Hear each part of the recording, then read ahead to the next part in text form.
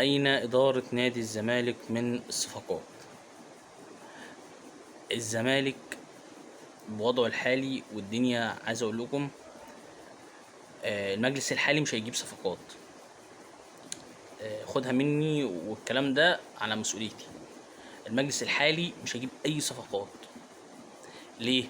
لأن المجلس الحالي ده مش ضامن إن هو هيكمل. فالنقطة هنا إيه؟ المجلس ده مستني حكم المحكمة إن هو يرجعه، وده مش هيحصل. فاللي يحصل ايه؟ انتخابات. الانتخابات بناء على الانتخابات دي هتبان كل حاجه. يعني ممكن قبل الانتخابات دي، قبل الانتخابات ما تعمل، تلاقي المجلس ده عمل صفقه او اتنين عشان يقول للناس بصوا ده احنا ده في صفقات والدنيا والحكايه والروايه، وهنخلص وهنعمل وهنسوي، فالناس تبدا تدعم المجلس ده في الانتخابات. طيب والسيناريو وحاطين برضه في نفس الوقت السيناريو تاني، ان هم لو ما كسبوش الانتخابات، الصفقات دي هتبوظ. هو كده. ما هو انت مش انا هنجح غيري، مش هنجح اللي يجي بعدي، مش هنجح المنافس اللي قصادي ان هو يخش ويبقى عنده صفقات وان انا مظبط له الدنيا ومهيئ له الدنيا. يعني من ضمن الكوارث اللي المجلس الحالي ارتكبها، سيبك من بيع امام عاشور وبيع لعيبه وتفريط في نجوم وعقود وسمسره، والقصه دي مش هنتكلم فيها. بس اكبر كارثه الزمالك هيعاني منها لسنوات، واحفظوا الفيديو ده وافتكروا الكلام ده وتذكروه جيدا، ان بيع حقوق المحلات اللي على سور نادي الزمالك. احنا بعنا، الزمالك باع حقوقه لمدة 25 و30 سنة قدام عشان يوفر فلوس، عشان المجلس الحالي يوفر فلوس. طب انت متخيل ان انت هتقعد 20 30 سنة جايين مش جايلكش موارد من المحلات الرئيسية اللي هي بتدفع ارقام كل شهر، اللي بتدفع قصدي ارقام كل سنة، بلاش كل شهر عشان كده كل اللي بيدفعوا سنوي.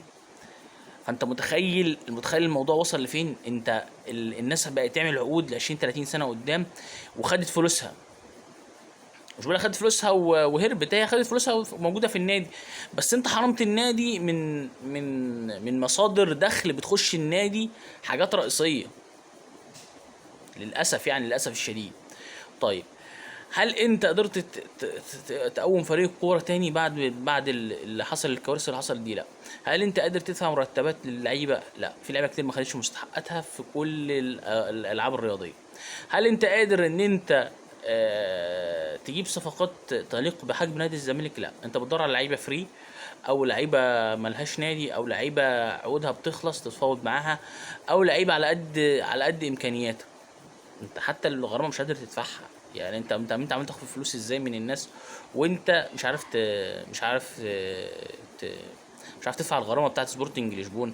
وغرامه سبورتنج لشبونه دي اللي هي المفروض اتدفعت من 3 4 سنين لما اتخصمت من شيكابالا. شيكابالا كان عقده 1000 جنيه في السنه. انت متخيل الكوارث اللي المجلس ده بيعملها؟ متخيل احنا وصلنا لايه؟ انت متخيل؟ ومشكله ان في ناس بتطلع مع يعني بكل بجاحه وسذاجه تطبل يعني كل الكوارث دي، والناس بتطلع تطبل. يا جماعه الزمالك مش هيقف على مرتضى منصور ولا هيقف على غير مرتضى منصور.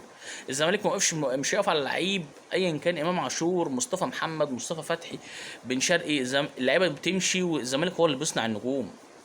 احنا الحمد لله، يعني مش عايز اقول ايه، يعني معلش، ان شويه ناشئين دول انتوا شايفينهم دول سنه وسنتين هيبقوا نجوم، وسنه وسنتين برضه هيتقلبوا على نادي الزمالك، هيتقلبوا على نادي الزمالك اللي عملهم. بس ده ليه؟ لان انت ما عندكش اداره، ما عندكش حد بيدير النادي كويس، ما